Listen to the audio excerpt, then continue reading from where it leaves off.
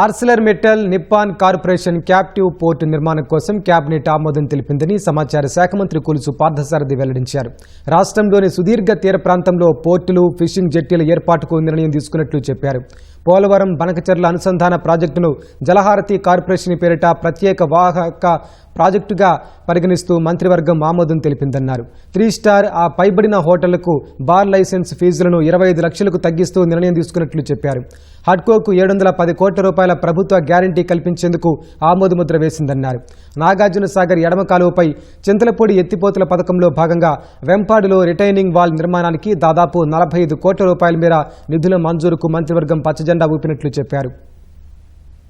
ఒక మంచి నిర్ణయం. ఆర్సిలర్మిట్టల్ నిసాన్ స్టీల్ ఇండియా లిమిటెడ్ దాదాపు 1,35,000 కోట్లు 2 ఫేజెస్ లో స్టీల్ ప్లాంట్ ఏదైతే 17.8 మిలియన్ టన్నుల స్టీల్ ఉత్పత్తికి ఏదైతే ప్రతిపాదన చేసిందో అది వాస్తవ రూపం ధరించడానికి కావలసిన నిర్ణయాలు ఈ రోజు తీసుకోవడం జరిగిందని. ఈ స్టీల్ ప్లాంట్ కోసం ఈ ఆర్సిలర్మిట్టల్ సంస్థ వారు ఒక క్యాప్టివ్ పోర్ట్ కావాలని చెప్పేసి కోరటం, అనకాపల్లి డిస్ట్రిక్ట్ లో డిఎల్పురం అనే విలేజ్ లో 2.9 కిలోమీటర్ వాటర్ ఫ్రంట్ తో ఒక క్యాప్టివ్ పోర్ట్ వాళ్ళకి ఇవ్వటానికి మంత్రి మండలి ఆమోదించింది. మరి వైజాగ్ స్టీల్ ప్లాంట్ నిలబెట్టడానికి అవసరమైన అన్ని చర్యలు కూడా ఈ ప్రభుత్వం తీసుకుంటుంది. ఆఖరికి కేంద్ర ప్రభుత్వ పోలీసింగ్ ను కూడా మార్చి రాష్ట్ర ప్రభుత్వం పోలీసును కూడా అక్కడ సెక్యూరిటీకి ఏర్పాటు చేయాలని చెప్పేసి కూడా ఆర్థిక భారమైనా కూడా చేయాలని చెప్పేసి కూడా నిర్ణయం చేసుకోవడం జరిగిందని చెప్పేసి నేను ఈ సందర్భంగా తెలియజేస్తా ఉన్నాను. టూరిజం డెవలప్మెంట్ కోసం చాలా మంది హోటల్స్ ఉన్నా 3 స్టార్ హోటల్స్ లో ఉన్నా కూడా చాలా తక్కువ మంది ఈ బార్ లైసెన్స్లు తీసుకున్నారు. ఎందుకంటే ఇది 66 లక్షలు ఉండటం మూలంగా లాభదాయకత కాదనే ఉద్దేశంతో వాళ్ళు తీసుకోలేదు.